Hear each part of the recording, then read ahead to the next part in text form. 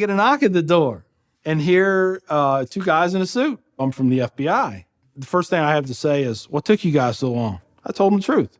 I was going to make my own IED, and I was going to set across the Islamic Center over in a bank's parking lot, and I was going to dial it in and just watch the show.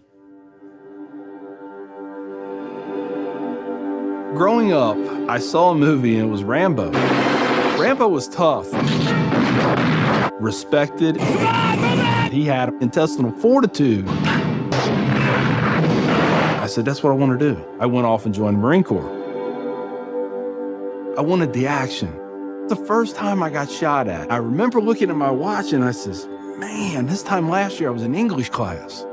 I fought several times in the Middle East, Desert Shield, Desert Storm, South America, Philippines, Somalia.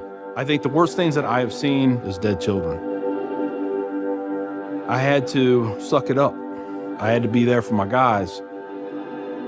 Each one of those teardrops stands for a confirmed kill. I stopped adding after 26.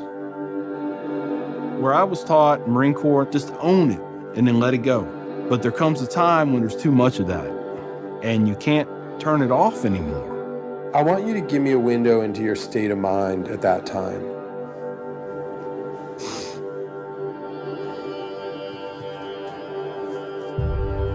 One time, my wife and I went to a DSW, and I saw in the distance these two women in black burqas in my store. I cried as I prayed for enough strength to go over there and break both their necks. I was just angry. I was just full of hate, and it just fed off itself. At that point, I was drinking a half-gallon of vodka every 2 days.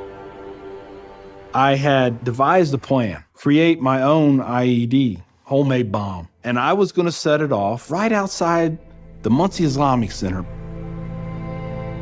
200 plus killed or injured. That was the plan.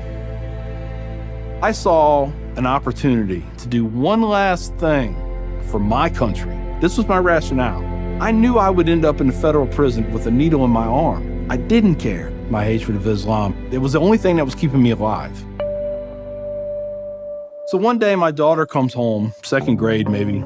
She was telling me about this little boy who sat across from her. His mom came to get him. She said she had scarves on her, and she had a dress all the way down to her feet, and you couldn't see her on nothing but her eyeballs. At that point, I snapped. Started spewing things out of my mouth that should never be said in front of children or anything.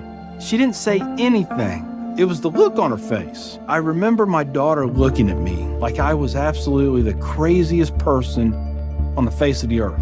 She was my little buddy. She used to say we were road dogs.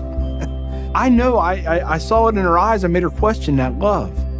And that's when a light bulb came on. I decided to give the people of this community one more chance. So I went to the Islamic Center, see a gentleman in the shoe room taking off his shoes. He looks at me and he smiles. He said, "Can I help you?" And I said, "Yeah, I want you to teach me about Islam." So he went and he gave me a Quran. "Read this. Come back when you have questions." So I did. And I would see things in the book. I'd be like, there it is. I got them right there. Explain that to me. And they would. This was a kind of awakening. Long story short, 8 weeks after that first day I stepped into the Islamic Center, I became a Muslim.